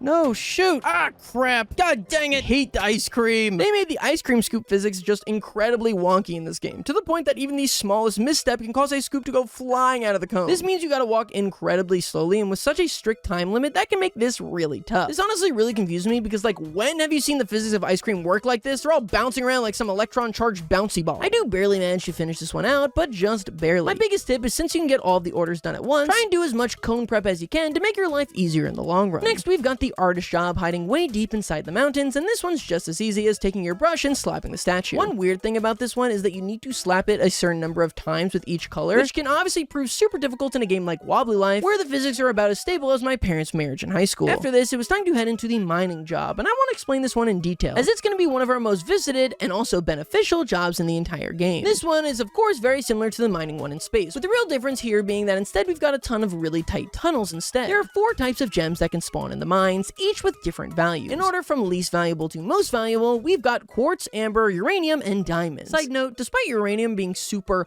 rare in the mine, infinitely more rare than diamonds, its sell price is usually much lower than diamonds, which is kind of weird. That aside, you can open up these little veins using either dynamite or pickaxes. For some reason, everyone online seems to prefer dynamite. For me, it just seems like way easier to just whack each vein with some dynamite, but you know, what do I know? The value of the gem is not only based on what kind of gem it is, but also its size, with big gems obviously selling for more. Since you can only carry 2 objects at a time, one in each hand, it's important to decide which gems you think are the most valuable. Once you have your gems, it's time to process them. For this, you run back to the main lobby and throw the node on the conveyor belt, which crushes the gems down, giving you its corresponding value. It's important to note that even after hitting the crusher, it takes a few seconds for it to be processed, so always give yourself that extra time before everything gets shredded. This is the single best way to make money in the entire game, and it's really not even close. By doing the mining job, you can walk out of there with upwards of 150 bucks, which is just bonkers for a 4-minute job. I'll be using this in the endgame to reach that $10,000 in your pocket achievement. But this isn't the only reason the mining job is important. There's also an artifact for the museum you can collect here called pure uranium. Pure uranium has a chance to randomly spawn in every time you break down a uranium wall node. Unfortunately for us, uranium has such an insanely low spawn chance that most of the runs don't even have a single node in the mine. And on top of that, the chance for pure uranium to spawn in is super low too. This would usually take absolutely forever, as you just aimlessly be wandering around the mines, hoping you find uranium. But luckily, there's a small exploit that can make this process easier. If you run your Wobbly up against this specific wall and then enter free cam mode with F2, you can actually clip your camera through the wall. This lets you see through the wall and essentially x-ray the entire mine. You can look through all the ore spots, see if you spot any uranium. If you do, you can head down, mine it out, and pray that you get pure uranium. If not, you can just go back and reset the job, which will also reset the ore nodes. Also, side note, because this place bans any and all special outfits, you can't even use the mining shirt for the drills. And this would be like literally the only location that this would be useful at all, which makes this a real shame. With this new method, I'm able to secure myself the pure uranium in a little over an hour, which I can then throw in the back of this truck and drive over to the museum. Next up, we've got another pretty long quest line to tackle. Here, we need to head over to the furniture delivery job from earlier. If you head to the back of the building, there's a special cloud-shaped mattress that will apparently make all your dreams come true. I take a nap there, but when I wake up... Where the hell am I? Where am I? What the hell? Happy birthday. What the flip is going on? Hello there. Yes, I know I'm a talking sofa, but we don't have time to go into that right now. I need your help. Come outside and I'll show you why. What the hell is going on? The talking sofa proceeds to explain to us that Dreamland is in grave danger because the Sleep King won't wake up, meaning that it's gonna be night forever. We need to get to the King's castle and then ring his alarm clock. First, we're gonna need to cross this gap by making a bridge. We can do this by talking to the people around here, which gives us their dream ideas, which we can then proceed to use to create different objects to make our makeshift bridge. Somehow, this game ended up being more confusing than that time I tried to decode the plot of FNAF. Also, for some reason, I gave the sofa perhaps the most annoying voice I could have ever imagined. Something weird's happening here. For this next section, there's tons of missing objects mixed about, and we need to put them in their matching locations, like giving this golf club to the matching golfer. This leads us to our final stop of Dream World, the Sleep King's castle. This is actually a pretty tough section once again. You need to carry this alarm clock all the way to the top floor of the castle. Once you pick it up, a timer starts ticking down. To reset the timer, you need to grab additional alarm keys that you can find on different floors of the castle room, with each one having a different puzzle. Also, you can only stay in this small range that the alarm clock gives you. The first two are easy, with you just having to throw food in the pot and then a little parkour. The third one conceptually isn't too hard, but I ran into some problems in the execution phase. You need to pick up these 5 story panels and then throw them onto the wall. They're actually pretty far apart, so grabbing them all in time and dealing with the wobbly physics that are of course going to make you constantly putting them in the wrong spots means I gotta try this one a good amount of times. I do eventually get it though, and then can bring the alarm clock to the Sleep King, wake him up, and restore day to Dreamland. This earns me an achievement and of course a matching outfit. Usually at the end of these long quest lines, they give you an outfit that has some sort of practical use, and maybe I'm just missing it, but this one doesn't seem to do anything at all. Or, you know, more likely it probably does, and I'm just stupid. Next up, we've got a series of jobs all revolving around house construction. First though, we need to tear down the house with this absolutely massive wrecking ball, which, you know, only earns you $30, but was super worth it for all the thrill of destruction. Similar to the farming job, this starts the next section of the job. Now we gotta clean this all up, so we throw the recycled bits into the machine. Then you gotta do a fun little mini game for each section, like mashing up the wooden bits, stirring up the concrete, cutting the wood. This gives us a bunch of cement bags that we can use for the next part. Here, we need to throw all of the bags into different sections of the house, and then go around with a hammer and put it all together. Now we've made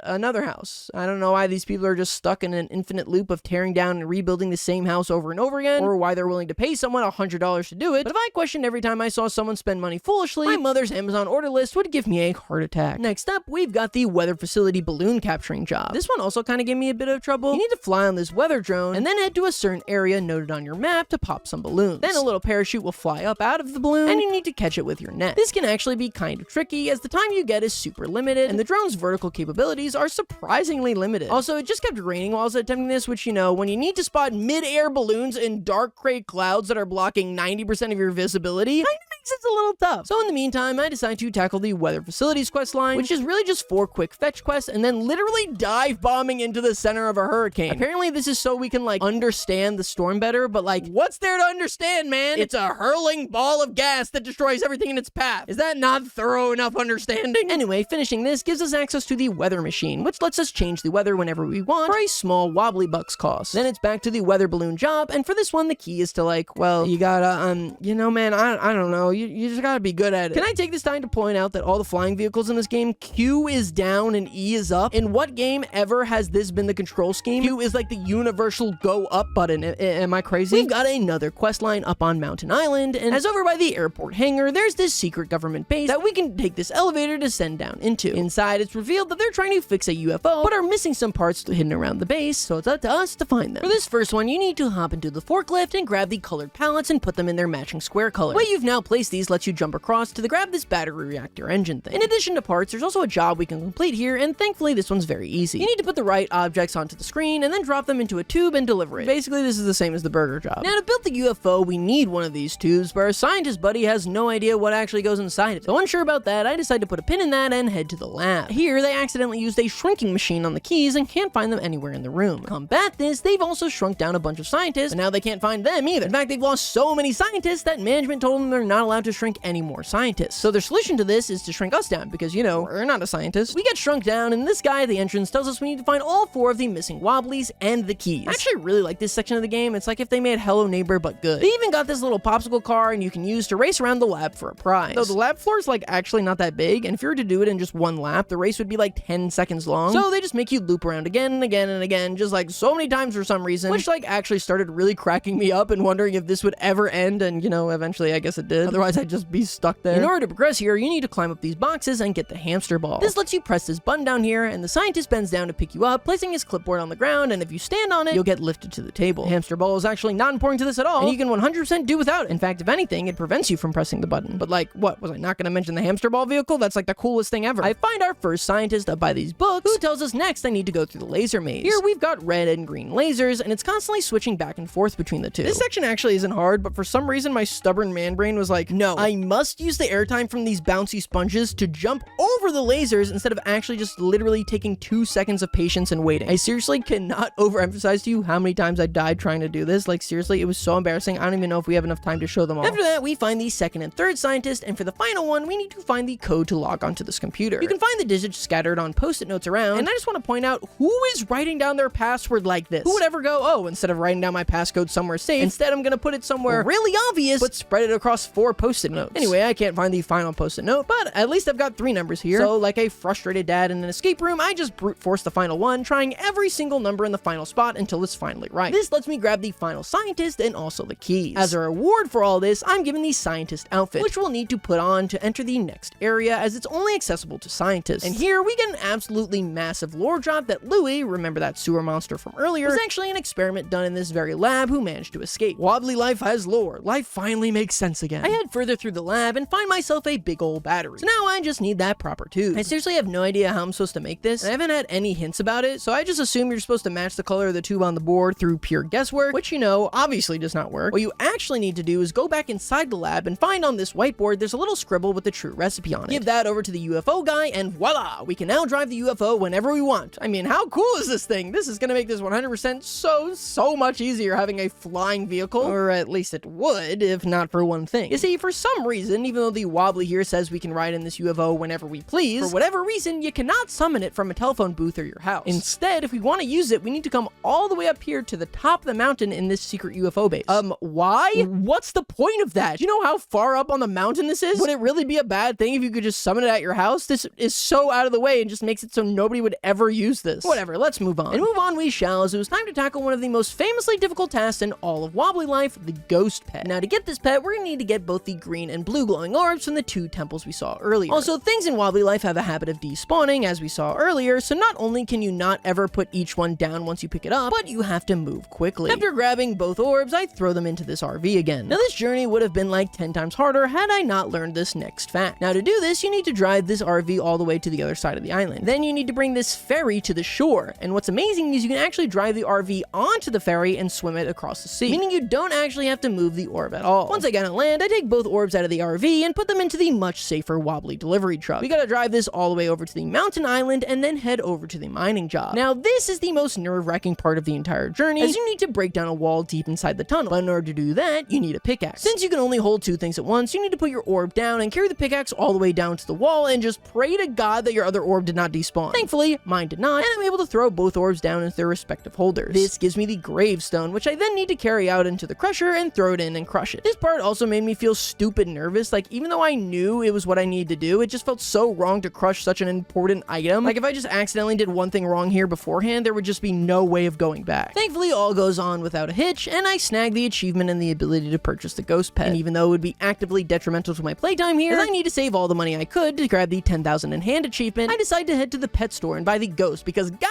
dang it, I spent so many countless hours in this freaking game, I deserve to do something to just give me a little bit of joy. And so, meet my $1,200 ghost, Plip. He's really cute, but really annoying, and I didn't turn off his pet noises until much later in the playthrough. So we're not gonna see a lot of live clips for a very long time. But now, it was finally time to challenge my biggest foe again. The one who's eluded me this entire playthrough, taunting me standing just outside my reach. I'm, of course, talking about the Wobbly quiz, and it goes off completely fine this time, okay? I will never understand how coding works. Also, I just want everyone to know that I did this completely by myself, just from all the knowledge I gained from Wobbly life. Yep, that's how I did it, so please leave a million comments about how good I am at just raw Wobbly trivia. But that wasn't the only old friend we'd be visiting today. It was time for us to go all the way back to before the ghost pets and the jetpacks and the luxury mansions. Back to our friend, the Jelly Man. In his backyard, you can see an X, and if you use a metal detector, you can dig it up. Jelly Man reveals to us that here he's been secretly working on a jelly car, but he needs our help assembling it. This one's pretty simple. You just bounce around the room looking for jelly wheels. Then once you have all 4, it's time to test out the engine where you need to constantly regulate the temperature, balancing the cold heat by using these two buttons. Then the strangest part of this whole saga, the jelly man asks you to go to the supermarket and pick up 5 things of jelly for him. This beyond confused me, as like, your entire house is made of jelly? Why do you need more? There's just mountains upon mountains of jelly here? Anyway, this lets us ooze up to the base of the car, and boom, it's finally done. This gives us an achievement and access to the jelly car whenever we want. This car low-key kind of sucks though, but you know, it is funny to drive around every once in a while. Now, remember way back when I told you about those jungle scrolls we need to find? Well, now it's time to do that. These are hidden all across the map in a bunch of different caves, which conveniently you can always spot on the map. The first one's pretty simple and just has you do some parkour across these stones. I was also super thankful that I didn't actually need to carry the scroll back to the researcher. Just unlocking this chest is enough to give us the unlock condition. Next up, we need to head up the mountain island and jump down this little hole here in the middle of the river. Down here, for the first time, we've got some inner tubes they can float in to move around the water in this area. This is the first and only time these things are introduced, and you know, for good reason. For whatever reason, you can't just click F to float in these things, you have to actually physically hop into them. Getting out of them can also be a real struggle, since you can't just really jump out of them exactly. This whole section really confused me. Like, why do they introduce this mechanic just for like one obscure part of a mission that most people will not ever discover? Anyway, after floating around this cave for a bit, we press a few buttons and can raise this wooden platform. In addition to holding the scrolls we need for the jungle quest, you can also find the gems you need for the secret mineral collection at the museum, so might as well knock that out while we're here. We grab the gem and then the scroll, and then need to carry this gem all the way back to the museum. This gives me quite a scare going down these waterfalls, but thankfully I managed to slip on by without falling. Now, thankfully, the rest of the journey is quite long, but very simple. We just need to row this baby all the way down to the docks area and then carry the gem to the museum. But there's no enemies or anything of the sort in the water, so it should just be a long, quiet journey over.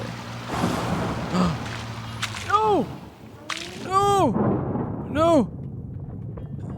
No! What are the chances that I got freaking struck by lightning? So in case you missed that, my boat was literally struck down by lightning from the sky. So I'll have to do that all again. I saved that for later though. For now, I head on over to our next location. And to try and combat the rain this time, I take a big fishing boat. My thought process is that this gets struck by lightning. I mean, it really shouldn't matter, right? And while yes, this is correct, this is safer from lightning strikes, unfortunately the cave I need to enter is too tiny for my giant boat to fit through, and it ends up getting stuck, unable to pull her fully in. As such, I decide to just jetpack over to the land area. However, this brings up a pretty devastating issue, as after solving the puzzle, I try and head back to my boat. But since this is a quest area, my jetpack is disabled here, meaning that when I attempt to jump off, I can't activate my jetpack and consequently immediately drown, meaning I'll need to come back here to pick up this gem again. I realize the best vehicle to take around areas like this is the hovercraft that you can find on the beach. It's fast, it's small, and can traverse on water and land, which is really helpful when you're trying to transfer these artifacts. Anyway, I solve a simple matching puzzle and take the hovercraft further into the cave and grab myself the emerald gem and my third scroll. This time I successfully avoid any lightning strikes and take my gem over to the museum. For our final scroll, we've probably got the most difficult one standing ahead of us, and that's involving these bombs. Below you is the little pit where you need to throw the bombs into, but the only way to actually reach them is by using the zipline above and landing the bombs directly into the hole. This is actually pretty tough, as you gotta like time your throws with the momentum you gain from throwing the bomb and at the same time. And also remember, you know, which hand you actually put the bomb in and not accidentally launch yourself into the river below. Not only do you need to get one bomb in here though, you need to get 3. And this gives me my 4th and final scroll and our second gem, which thankfully is an easy return since you don't need to cross water with it. Before heading back to the jungle, I figure I might as well finish up my gem collections now, since they're fresh in my mind. I go and grab the purple gem again, but as I'm swimming it back home, it starts raining again. And yeah, I could probably just continue on, as the chances of getting struck by lightning twice are so astronomically low, but I refuse to go back there a third time, so I just peel off in this cave over here and physically wait out the storm. Literally just sitting here. I am not taking any chances this time. Eventually it blows over and I can finally take my gem over to the museum. Now for the final gem, we gotta head into this area on the back of the mountain. Really not sure why 3 out of 4 of the scroll locations have gem artifacts, and then the final one is just in some random location when there's literally an empty scroll cave with no gem inside, but whatever. Anyway, for this one, there's all these blue crystals blocking your path, and you need to clear them out with pickaxes, revealing a path underneath for yourself, letting me grab that final blue gem. I head back to the jungle to get my next update now that I've got all the scrolls, but realize that since it's raining, this is the perfect opportunity to grab that sword again. And now with my jetpack, grabbing it is 10 times easier. I take it over to the fishing station, hop on the boat, thinking its durability will make it safer. However, I quickly realize that there's a real possibility that the sword just flies backwards and hits the little fishing pool by mistake. So I abandon the boat and instead head on to the smaller one. This one goes off without a hitch, and then I can slap the sword into its proper holding place. This not only gives me a new Ghost Knight outfit to wear, 4 presents, but also another artifact for me to return to the museum. I've been doing some research online and saw people were saying that the robot flight suit was by far the best outfit in the game. In fact, people were saying that if you use it correctly, it makes it faster than any other vehicle in the game. This really confused me because, like I said earlier, from my perspective, this thing sucks. So I fool around with it for a bit, still not seeing the appeal until it finally clicked for me. For some reason, you cannot use any directional inputs while using the suit. Just completely take your hands off the wasp. What you need to do is activate the flight suit, and then right before you hit the ground, activate it again. This will build up your momentum and naturally push you forward. And then you just repeat this process. Every time you're about to hit the ground, you just double tap the flight suit button, increasing your momentum. The more you chain these together, the more your momentum compounds. Using this flight suit is by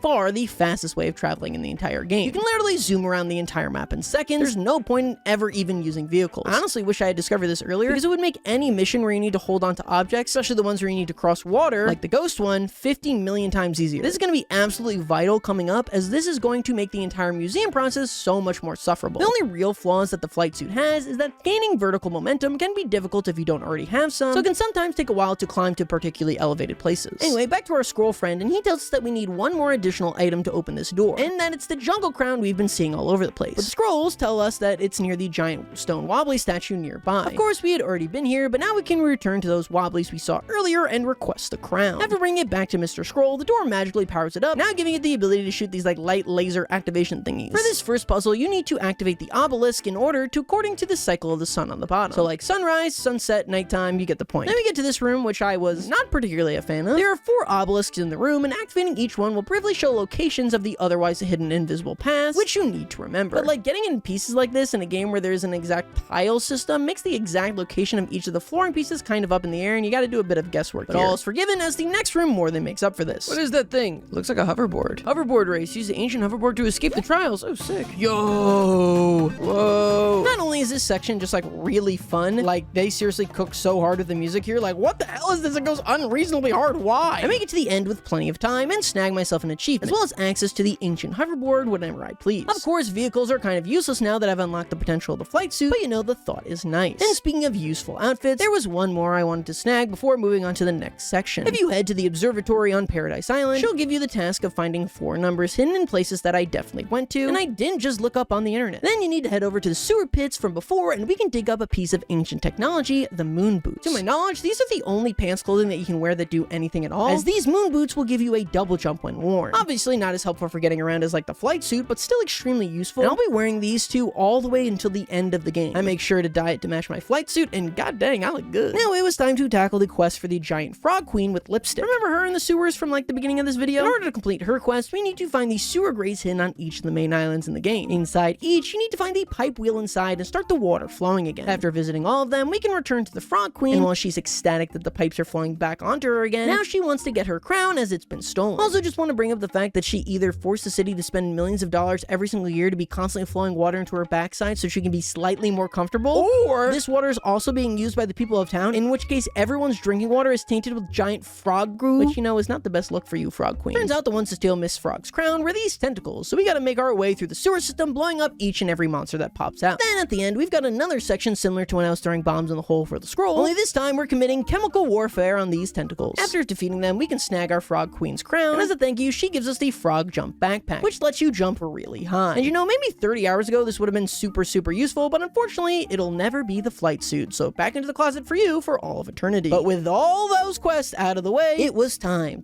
for one of the biggest grinds in all of Wobbly life, securing every single present in the game. I'd collected around half of all the presents with about 60 of the 120 needed. This obviously was going to take a very long time, but I don't really have much to say about these guys. For 90% of these, it was just go to place, there's the present. You see, there is one single present that you can unlock by completing the detective plotline in the Wobbly City. There's no other reason for me to have to complete this plotline, no achievement or nothing, so this was kind of annoying to have to go all the way out of my way to do. First up, we need to track down this giant rat who apparently is stealing all of the cheese in the city. You follow his footprints all across the island and eventually corner him in a closet in the back of them all. That's not a rat, that's a human man. Squeak, squeak. Oh, you got me. I'm not a real mouse. I thought I could get away with it if I was dressed up like one. I could have all the cheese I wanted and no one would mind. But I guess I ended up looking quite scary. I entered the station, turned myself in. You are a freak. Then this grandma got her cat stuck in a tree, which, you know, feels a little below the pay grade of a detective, but sure, whatever. To get her down, you need to go down to the mall and buy some more cat food. Then this guy has his cow like jelly stuck to a wall, and you think, okay, maybe we're gonna try and find the source of this mystery. Nope, they're just having you create some sort of mixture to throw on this cow to get him unstuck. Then the detective was like, yeah, maybe we should actually find who was using giant jelly powers to rob farm animals. Yeah, maybe that should have been our first task. Eventually, I track his jelly footprints. Wow, a lot of food-based footprints in this plotline. Up onto the top of a building. Oh my god, what the heck happened to this guy?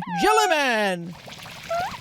What the heck? Oh, Jellyman was actually good. He was stopping the robber. I don't know what he did, what the cow was doing wrong. Why the cow had to be punished, but okay. Doesn't make any sense. I was on the way to the TV studio to play a criminal on a show. This guy shows up and says he's gonna arrest me, then he covers me in jelly and takes me up here. Thanks for getting rid of him. Now I just need to free myself from this jelly. Well, with all that closed out, we can head into the mission we actually needed to tackle, and that was at this guy's house that he thinks is haunted. And honestly, maybe it was. I never got the resolution to this plotline, because now that I can go into his basement, I just grabbed my well-deserved present and bounce. At present number 100, you get the incredibly useful propeller hat. This lets you infinitely fly, though at a very slow pace. I think they added this to the game like way early in development, which makes sense, as receiving this reward after all the work you do to get 100 presents, I mean, it's really nice, but the flight suit can literally be gone in 20 minutes from the start of the game if you know what you're doing. Either way, it's super helpful in gaining vertical height, but far more importantly is for landing. It can instantly break your momentum, which is really helpful when you're holding onto something important like an artifact. As such, these are the 3 clothing pieces that I end up wearing for the rest of the game, as in my opinion, this is the most optimal outfit for getting around. As my number of remaining presents dwindles, I struggle to find the last ones, but learned of a super helpful trick to help you narrow it down. The wizard is a vendor that can appear in one of 4 different locations around the map, and if you go inside his tent and give him $100, he'll reveal to you the exact map location of a present that you're missing. This is incredibly helpful for grabbing those last remaining stragglers. With his help, I had finally collected all 120 presents in the game. As your reward, the wizard gives you access to his very own robe. The wizard's robe allows you to summon a portal that allows you to instantly teleport all across the map to one of a few locations. This is of course super cool, but I mean like not nearly as good as the flight suit, because how are you supposed to get around once you get there? Still a very cool reward, just the power creep from the flight suit is insane. With all the presents now completed, it was time to move on to one other lingering giant task we still had, the museum. And I thought this would be comparable to the presents, but oh how wrong I was. This is by far the longest part of the playthrough. In fact, it was nearly a quarter of the entire time I played Wobbly Life, so let's break it down. In general, there are 2 types of artifacts. First, we've got the ones you've seen me grab a couple of, and those are static location artifacts. These are always in the same spot, and you just have to go to the location and bring it back. They're definitely the easier of the 2, since as long as you know where to go, you can just scoop up the artifact and bounce. The vast majority of these artifacts are acquired the other way, and that's through treasure hunts. We already talked about treasure hunts briefly earlier on in this video, so you guys should all know the basics. There's 3 different locations where you can do treasure hunts: in Wobbly City, in the mountains, and in the jungle. And certain artifacts can only be found in each one. You should always buy the most expensive map, the hard one, as it shrinks the size of the circle, making locating the artifacts significantly easier to find. And if you're worried about the financial aspect of things, don't worry. If a treasure chest doesn't have an artifact, they'll give you coins that can usually sell for, at worst case scenario, $50, but most of the time you'll be getting around $100 worth. You'll make money doing this in the long term, though it will be slow progress. Besides that, it's just doing them over and over and over again until you find every single artifact you need. And there's a lot that need to be found this way. One nice thing is that your metal detector works no matter your height, so you can just use the flight suit to fly way above the ground and just wait until you hear that beep. A few of them can also be found by fishing, which was not a big deal, as later I'm gonna need to catch every single fish anyway. Besides that, it's just a lot of treasure hunts. In total, this took me around 12 hours of gameplay. And finally, after collecting all those artifacts from every single tile of Wobbly Island, we get a reward, the flying car. And this was absolutely worth it. This is by far the best vehicle in the game, and it's not even close. It can drive on land, fly in air, is insanely fast, and has a trunk that you can store things in. Unlocking this made me realize why they don't let you summon any other flying vehicles from your house or a phone booth like the UFO, for example. It would 100% make this one feel less special, which is the last thing you'd want to do when it was so hard to get this thing. One of the best completion rewards I've gotten in any game ever. Now, we do have 2 more tasks to complete in regular Wobbly Island, but I'm gonna save them for last. For now, it was back to space, as we had 50 presents that we needed to collect. Now, for the vast majority of present collecting in space, I don't really have much to talk about. Once again, it's just heading to an area, getting a present, not much to say. There is one big exception to that. To get this present, we need to head deep inside the crystal cave once again, after heading through a few secret caves that lead you to this area. This is actually one of the most frustrating areas in all of Wobbly Life, which is the equivalent of saying the scariest side in all of Chuck E. Cheese, but I digress. For this present, you need to do a series of parkour tricks across the room, and dear lord do I hate this. Like I've said so many times in this video, Wobbly Life is not freaking Celeste, okay? The platforming is not tight or precise. First, you get across all these booby traps, which really just takes some practice and knowing exactly where to jump, but this is not the case for the last hallway. It's got these axes that block your way, and you've got to time your jump so you don't get slapped around by it and die. This is already super frustrating, as Wobbly Life is not made for such a precise jumping window. In addition, this place is also booby-trapped, so you need to avoid those. But by far, the worst part is the stupid freaking cacti. Oh my god, I feel like the range on these things is just absolutely insane. And they're able to smack you from places it just feels like they should never be able to. Seriously, I got spiked by these things so many times. One of the hardest presents in the entire game to collect. For collecting all 50 presents, once again, the wizard rewards you, this time with his ship. This ship is incredibly fast and has a huge cargo bay that has this like cool walk-into area from the other ship.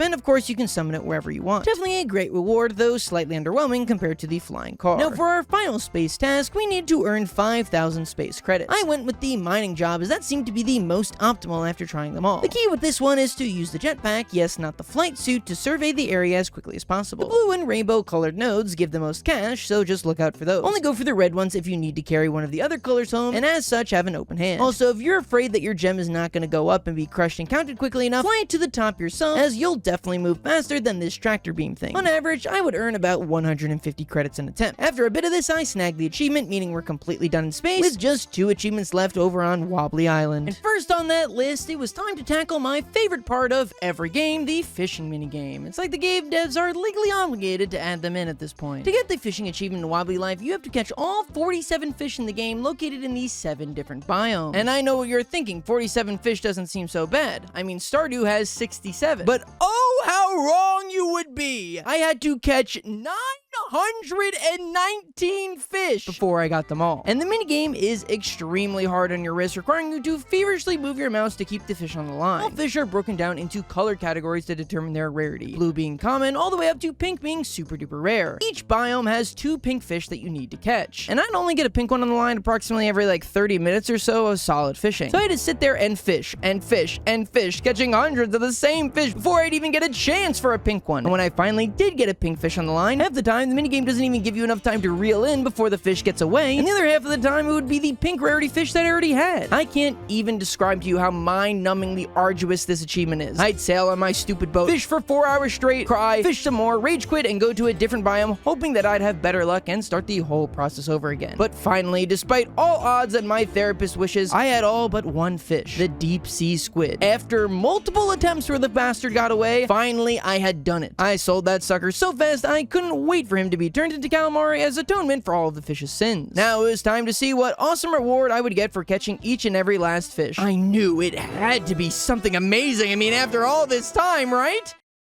A boat. For many future fishing adventures. Why would I ever fish again? I caught all the fish, you dusty old coot. How could this possibly benefit me? Why would I ever fish again when I already have all of the fishes? Also, why is there just like a single bed on the boat? Like, what is this, the freaking implications boat? Now there was just one single achievement left, and that would be to have 10,000 bucks in the bank. Thankfully, by selling off most of the 900 fish I had caught, I was sitting around 9,000 bucks, which just meant 30 minutes or so of grinding in the mines to get the last 1,000. And that was 100% of Wobbly Life. Honestly, a super fun time, if not a little mundane. Though everyone online told me this was going to be like 20 hours, and my nearly 100 would like something to say about that. Anyway, thank you all so much for watching. Let me know what games you want me to 100% next. And if you're looking for some more frequent uploads, make sure to check out my second channel. I've been uploading smaller 100% there like once a week, so it gives you something to hold you over while you wait for the next massive project on here. Okay, bye!